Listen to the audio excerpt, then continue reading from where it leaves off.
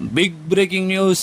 Rishabh Pant LSG captaincy నుంచి అఫీషియల్గా step down అయ్యాడు బ్రో. ఎల్ఎస్జి మేనేజ్మెంట్ కూడా ఇమ్మీడియట్గా యాక్సెప్ట్ చేసింది. ఐపీఎల్ 2026 డిసప్పాయింటింగ్ సీజన్ తర్వాత ఎల్ఎస్జిలో బిగ్ చేంజెస్ స్టార్ట్ అయ్యాయి.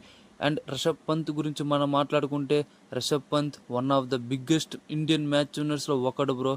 కానీ ఐపీఎల్లో లాస్ట్ 2 సీజన్ నుంచి బ్యాటింగ్ పర్ఫార్మెన్స్ కానీ కెప్టెన్సీ కానీ రెండు హ్యూజ్గా క్రిటిసిజం ఫేస్ చేశాయి బ్రో.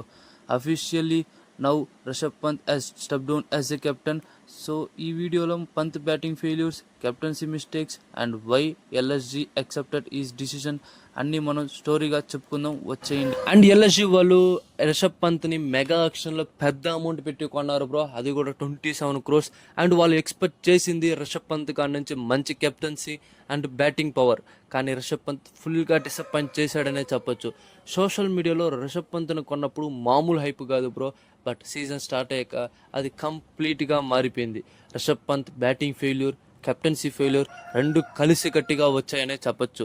రిషబ్ పంత్ బ్యాటింగ్ గురించి చెప్పాలంటే లాస్ట్ 2 సీజన్స్ నుంచి ఇన్కన్సిస్టెన్సీగా పర్ఫామ్ చేశాడు.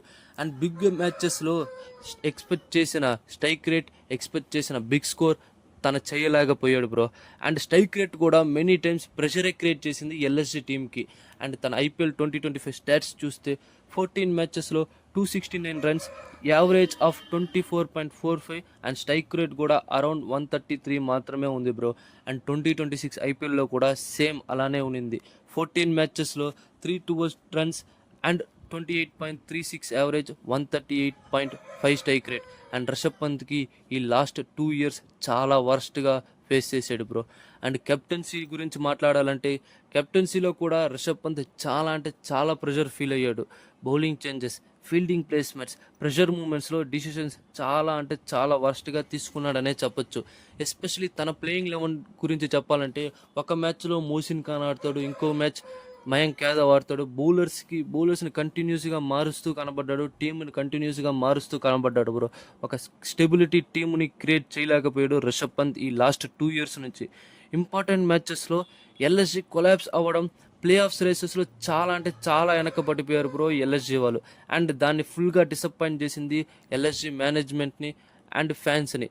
అండ్ స్ట్రాంగ్ ప్లేయర్స్ ఉన్నా కూడా ఎల్ఎస్జి పర్ఫార్మెన్స్ ఎక్స్పెక్టెడ్ లెవెల్ అస్సలు లేదు బ్రో.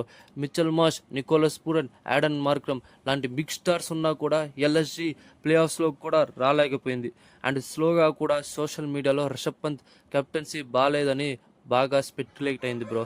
అండ్ ఇప్పుడు రిషబ్ పంత్ కెప్టెన్సీ నుంచి తనే తులుక్కున్నాడని అఫీషియల్గా బయటకు వచ్చింది. అండ్ ఎల్ఎస్జి మేనేజ్మెంట్ కూడా ఇమీడియట్గా యాక్సెప్ట్ చేసింది బ్రో దాన్ని. అండ్ టామ్ మోడీ స్టేట్మెంట్ చూస్తే ఫ్రాంచైజీ రీబిల్డింగ్ అండ్ రీస్ట్రక్చరింగ్ మీద ఫోకస్ చేస్తుందని క్లియర్గా చెప్పారు. ఇది ఎల్ఎస్జిలో బిగ్ చేంజ్ స్టార్ట్ అయ్యే సిగ్నల్ లా కనిపిస్తుంది bro. So now biggest question is, Rishabh Pant ఎల్ఎస్జిలో కంటిన్యూ చేస్తాడా లేదా ఫ్యూచర్లో అనదర్ ఫ్రాంచైజీకి వెళ్ళిపోతాడా? నెక్స్ట్ ఎల్ఎస్జి కెప్టెన్ ఎవరు బ్రో? అండ్ మీరెవరు అనుకుంటున్నారో ఒకసారి కామెంట్ సెక్షన్లో కామెంట్ చేసేయండి.